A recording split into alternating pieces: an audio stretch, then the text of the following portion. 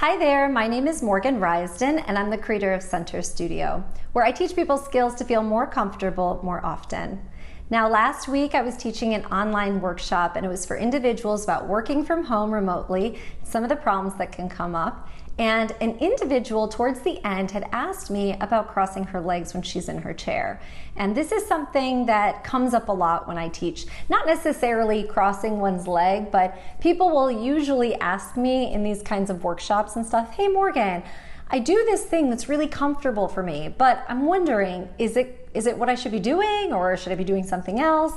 And first of all, for the record, friends, I don't like to should on students. I don't like to have people telling me what I should do, and so I try my best when I'm teaching to recommend and suggest things, but ultimately you could do it or you could not. So the idea of shoulding, I don't know, I just feel like it's a little restrictive. So when it came to this particular student, I said, look, I'm going to tell you what I tell every single one of my students when they talk to me about things that they feel like, oh, well, this is comfortable. Sometimes just because something is comfortable doesn't always mean it's good for you.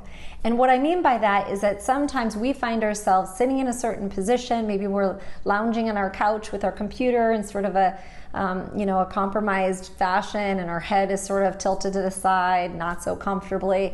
Or maybe we're sitting at our desk and we are hunched forward and we feel really comfortable, but maybe our body doesn't feel as easy, right? So sometimes what is comfortable to us is only that way because it's familiar, is only comfortable because we're used to it, because that's where we always sit, because that's how we always do it.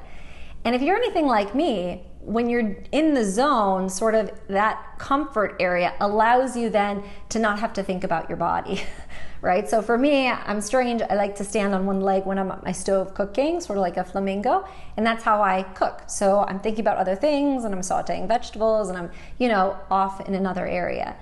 But when you start to question it and say, well, is this really helping me? Is this really making my body feel good? Do I really feel nice and free and easy in myself? The answer might be no. And I don't necessarily know that to be true in this woman's case or in any of your cases with regard to what you do normally, but it's worth questioning, meaning it's worth taking a second look at and saying, I wonder what it would be like. So for this particular individual, I said, why don't you try uncrossing your legs and putting both feet flat on the floor? Now you could set it up that when you go to work, you say, okay, when I check my emails in the morning, I'm gonna make sure to keep both my feet on the floor.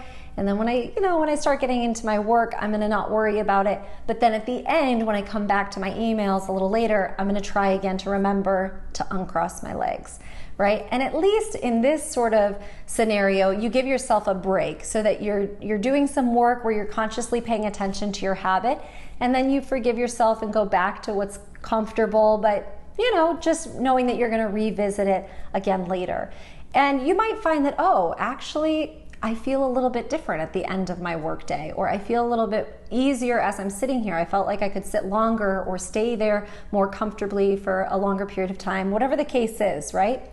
So give yourself permission to question those things that you do in your life because they are comfortable, because you're used to it, and see if there's an area that it's actually not that comfortable. When I realize that, the way that I lounge on my couch and my TV, it's at this height that it kind of irritates my neck a little. So maybe I need to sit in another chair, or maybe I need to watch my show on a different device, right?